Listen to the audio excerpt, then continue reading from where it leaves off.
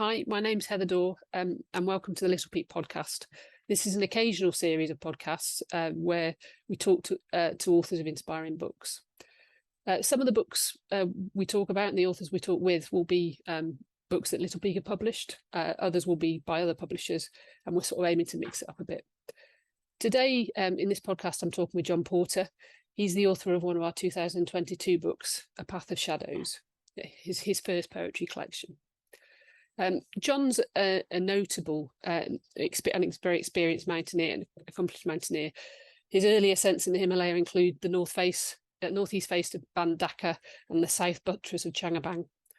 John tells the stories of some of these climbs in his first book, One Day as a Tiger, a global success that won the grand prize at the Banff Mountain Book Competition. Through the years, he's also taken great interest in supporting mountaineering and wider mountain culture. Amongst other things, he co-founded the Kendal Mountain Festival and is a past president of the Alpine Club. So thank you very much for joining me today, John. Thanks, Heather. Nice to be here. Yeah, so we've got, I've got a few questions that we're going to go through, and you're going to read some poems and things, which would be great. To begin with, please, can you tell me about A Path of Shadows? Yeah, it's a book that came about almost by accident, with a bit of encouragement from friends. I was working on another book, not quite a sequel of One Day as a Tiger, when I met Mark Goodwin, who's another accomplished poet and writer, and I sent him a few of my poems, which he thought were good, and then Helen Maud also had read a few, and I kept getting prodded to do something with these poems. And actually that started way back in 1979. I met Norman Nicholson in Milham. So if you want the long story, it's been going on for years, because I showed him one of my poems. It's in the book. I'm not going to read it today, called Time Out. Okay. And he said, this is great. You must do something with these. Okay. So eventually, I think you ended up with a bunch of my poems and got in touch with me. Thanks very much. And so in a very short space of time, really, from probably Christmas last year till where we are now, the book came out the end of July. It was a very quick turnaround, and A Path of Shadows appeared. Fantastic. Yeah. So, that's it's a great summary. And, so you've clearly been writing poems for a fair old while. Where does the inspiration come from to write them? I honestly can't answer that. It's usually something that just happens to me when I'm out for a walk or run, or I've had a really interesting conversation with a friend, and words will just pop into my head. In fact, that's where the title came from. My lovely collie dog, Ellie, I had to have her put down in November last year, and I was out walking one of our favorite walks in the woods, and these words just came to me. You're with me still, sun at my back, walking a path of shadows. So I wrote that down, and when I thought about it later, when we began to talk about doing a book of poetry, A Path of Shadows seemed to fit, because it's more than just my collie that's kind of with me still. It's so many memories, so many friends who I've climbed with, who are with us or not with us. And it kind of fits the tone of the book. Okay, thank you. No, that's really interesting. And you sort of mentioned 1979. Is that how long you've been writing poetry, or did you start earlier than that? Probably before that, but as I say, I never intended to publish any of them. I think there was one poem went into the Leeds Journal in 1970. The Leeds University Journal. I think it was Leeds University Journal. Yeah. And that was the back page, and that's actually one of the pictures in the book with that poem. Okay. So I guess I've been writing for a long time, but I didn't realize it was poetry until one or two people told me it was. Okay, thank you. And can you read one of your poems for us, please? Yes. Shall I just select one? It's the book has a lot of my musings on various subjects, scientific, and the way the right, the left-hand side of the brain hopefully complement each other rather than dominate your, any particular thoughts you have. And this is actually the very first poem in the book. It's called The Science of the Sea. And it came probably from my love of astronomy. I made my own telescope when I was a young teen, and I used to sneak onto the roof at night after my mum and dad had gone to bed, had to climb up with this telescope over my shoulder. And I was always fascinated by the whole thing of deep space and the universe around us. So the science of the sea, charged by moonlight, an invisible loom weaves silver yarn into dark waters, creates and holds the not now, and yet forever of this planet in a fragile weft of quantum waves.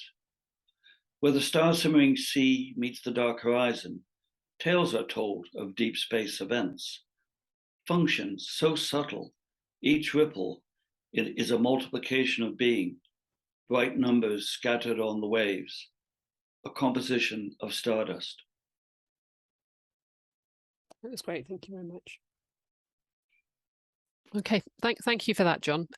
Moving on to my second question now. And this is about your first book, One Day as a Tiger. You found great success with writing it. Can you tell me a little about it, please? Well, it's a biography of my good friend Alex McIntyre. Alex became a cult figure in mountaineering because of his exceptional talent of being able to do big faces, lightweight in alpine style.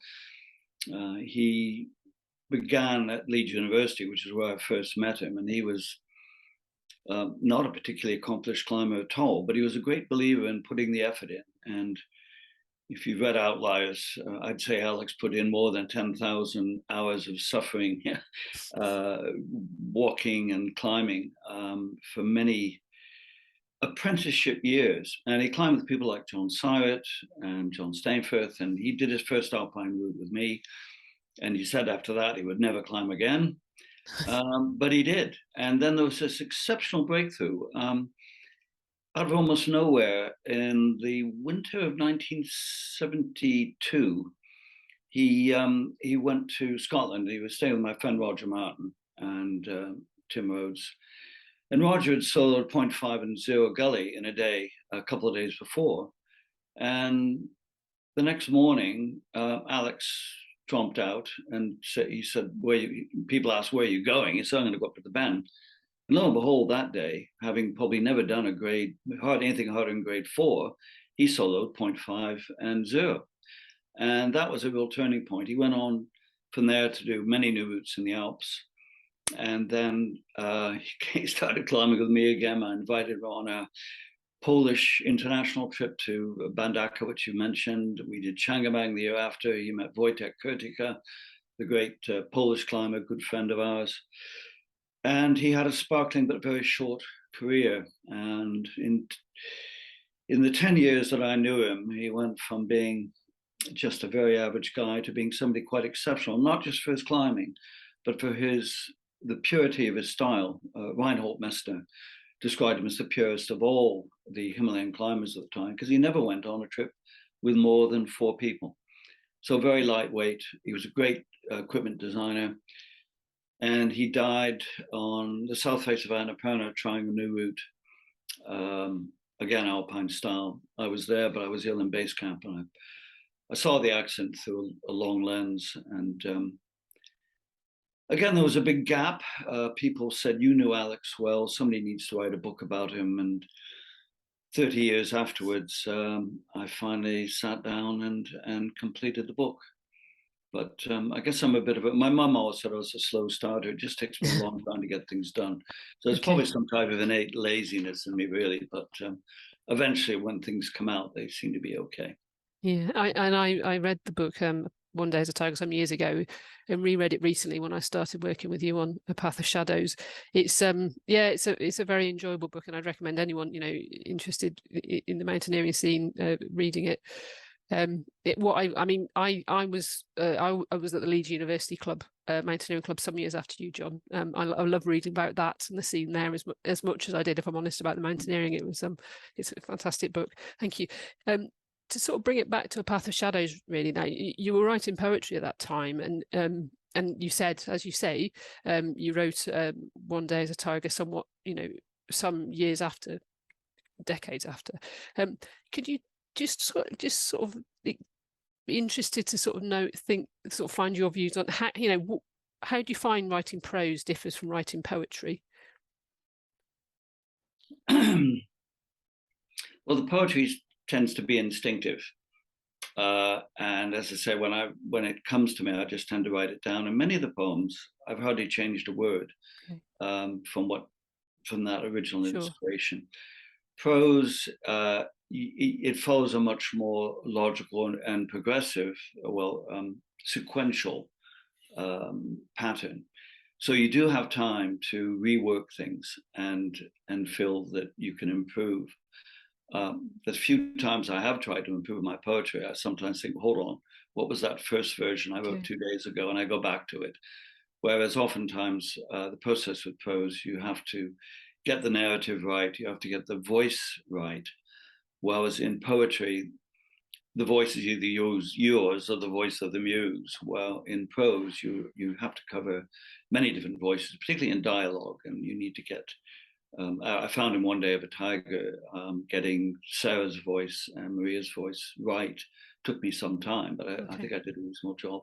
And I think that's why the book was such a success, actually, because many of my friends who aren't climbers and people who have just contacted me who knew nothing about climbing out of the blue and said, I now understand much more about what climbing's about. Thank you. That's really interesting. And do you have a preference in terms of, whether it's writing prose or poetry? Do you prefer one or the other? And why? I don't think I have preferences at all. I mean, I have to force myself to sit down and work on my latest prose book. Whereas I was down at Brian Hall's lecture at Heathersidge the other day on his book, High Risk, fantastic evening. And there were so many friends in the room. When I got back, even though I'd had a couple of pints in the pub, I thought, I've got to sit down and write these words that have just come into my head. So the muse drives me, whereas I have to drive myself when it comes to prose. Okay, thank you. Thank you. Okay, thanks, John. So move on to question 3 now. And you've already mentioned the sort of references, connections within A Path of Shadows to physics and mathematics, and the ways they're ever present in the natural world. As a maths graduate myself, I find that fascinating and really interesting.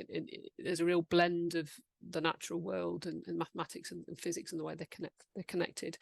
When I first read your collection, I wanted to understand more about the background. And so have you ever studied physics or mathematics? Well, yes, I started my studies at the University of Oregon. I was born in Massachusetts, but although the White Mountains are great, I wanted to get out to some bigger mountains. So I went there, and they had a good geology program, and I studied physics alongside that. Okay. So I had my beginnings of training there. Okay, and then you moved in later studies. You moved on to study English. Is that? I did, yeah, at the University of Leeds, and that's where I fell in with that mob. Great. Okay, thank you. And also, just following the theme about maths, you'll have to forgive me. I'm a bit biased here, but an interest. You once said to me that poetry is like mathematics. Can you add a bit more detail there and sort of how you think that and why?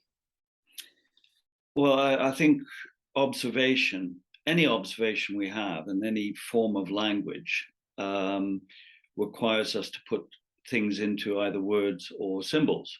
And if you say that mathematics itself is just a metaphor of the world we're observing, well, then that also applies to poetry. Thank you. That's really interesting. I'm not the first to have no, but Simon it's the way you made me think so much about the connections between sort of the abstractions and the purity of form as well. Really, poetry is a very pure form of writing. I mean, the titles of my chapters in the book and the little prose interludes are all basically, apart from one called Mountains, they're all try to make that link back. So there's I use the title subtraction, additions, equations.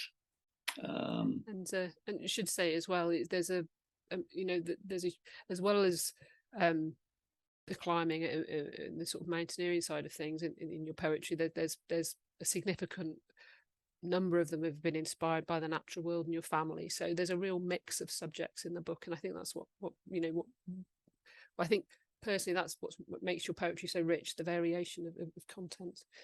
And with that, could you Yeah, I have to say that there's sure, and I just wanted to add that my father was a great mathematician, scientist. Okay. He was an aerospace engineer, right, and I was very much under his wing and the things he got me thinking about as a child. So that was really, in many ways, I learned more from him than just about anybody else. Okay, so can we move on to you reading another of your poems, please? Yeah, this is actually kind of complements the first one in that it's the other side. It's part of that observation of the world, but in a different way. I wrote it after a walk in Grisel Forest, where there are a number of sculptures, and it's just called The Sculptures of a Forest. Walking in the woods is an art. Just moving feet, locking hands, each step becomes an entrance. Here, fallen stones rise in structures offering places to sit. When the clouds join our walk, the pines go soft and the wind waits in silence to be seen, here creating ripples on a small stream that joins us beside the path. If water has shape, it is ruin and creation that fits both nature and the passing of nature. What woods do we see? This clearing has art. This windfall, devastation. Order, disorder, art, formation. We are what we observe, shaped by each other until the stream divides. Thanks, John. Okay, so moving on to question 4, John, and in this, when reading through your poems makes there's a real sort of elements of thinking about the bigger things and the bigger picture, and almost sort of transcendence is a big word, but it certainly makes me feel a bit like that. In the same ways, climbing can lead you to experience sort of transcendent feelings, and that's been written a lot about this, discussed a lot in the mountain literature of other places. And it seems to me that the transcendence you experience climbing the mountains is similar, perhaps the same, to that you experience when writing poetry. Is this the case? Have you got any thoughts here, please? That's an interesting observation. I suppose if we use the phrase carpe diem correctly, it's using the moment to make the most of what we see and what we observe. It isn't just about wasting time, as some people do. It's seizing the day. And climbing is very much doing just that. Even if it's just a short rock climb, you can transcend yourself into a pinprick on a wall, and everything is focused on that particular moment and the next particular move. In the Himalayas, that kind of works out over multi-days, where you become just a fraction of everything around you, and that closeness that you get to your surroundings, to your nature, using the old cliche, hanging by your fingertips every life, your life depends on your next moves, does take you to a different place. It's certainly not a place that's cluttered with any of the normal concerns of life. And first mountain I ever climbed was I was about 9 years old, Mount Monadnock in New Hampshire. And I suddenly found the world was then no longer cluttered around me. I had this sense of the vastness of everything. And from that, I went on to build my telescope and move into that vastness above the sky at night. And I didn't realize at the time, but that same view that I saw had been seen by people like Thoreau and not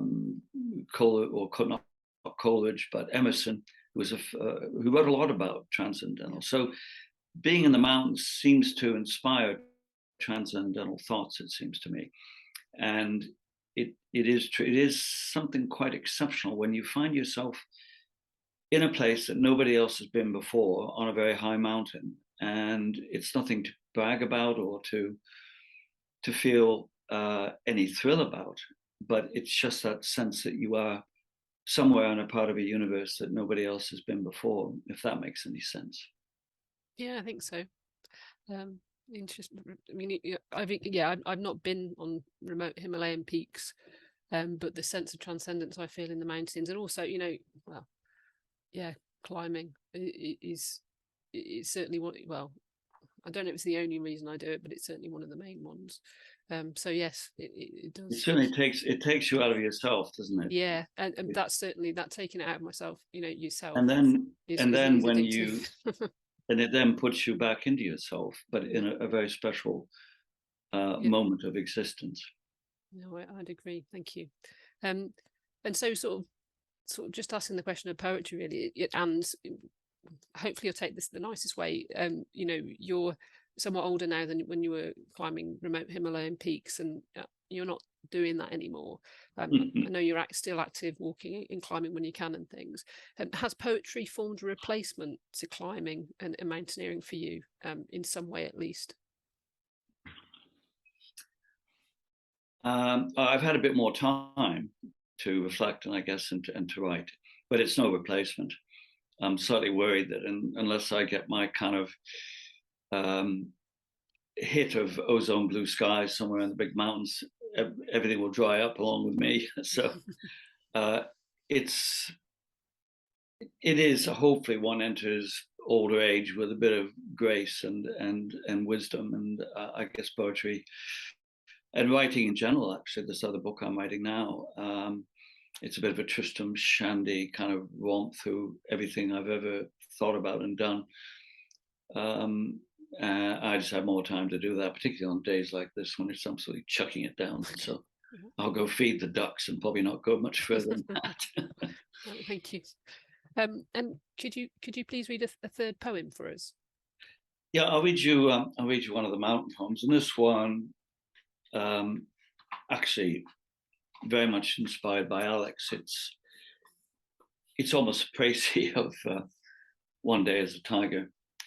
It's called Leaving the Mountains, so an apt title. It actually was inspired one of the last times I was climbing on Ben Nevis, and so that's where the opening lines come from. I was on my way home.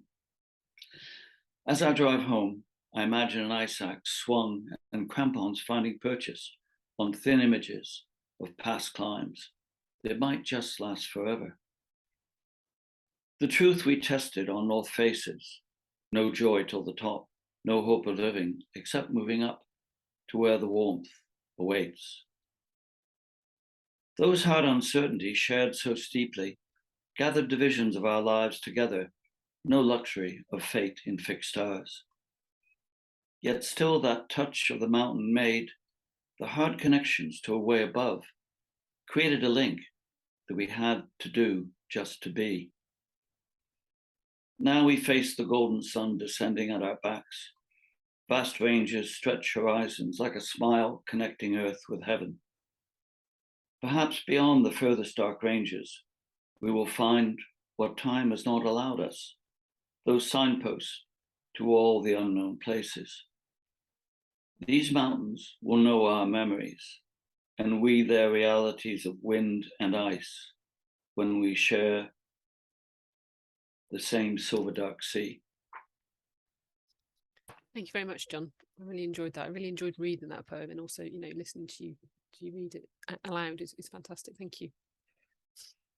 And so, and that kind of concludes my questions, really. What I should have done, I think, at the start of this podcast was put the book up, and whether that's mirrored or not, but here's a copy of Path of Shadows. It's out now in all bookshops. You can order it in bookshops and also from Amazon, and it's available on the Little Peak website. So moving on, so just wanted to thank you, John, for your time. Really lovely to talk to you today, and to hear you reading your poetry. Thank you very much. Oh, thank you. I'm off to Banff, where I've been lucky enough to be shortlisted in the Poetry and Fiction Award. So I've really enjoyed having a chance to see what I might sound like. Yes, Thank well, you, best Heather. that, John. I'm sure you'll enjoy Banff, and I'm sure they'll enjoy your talk. Thank you. Thank you.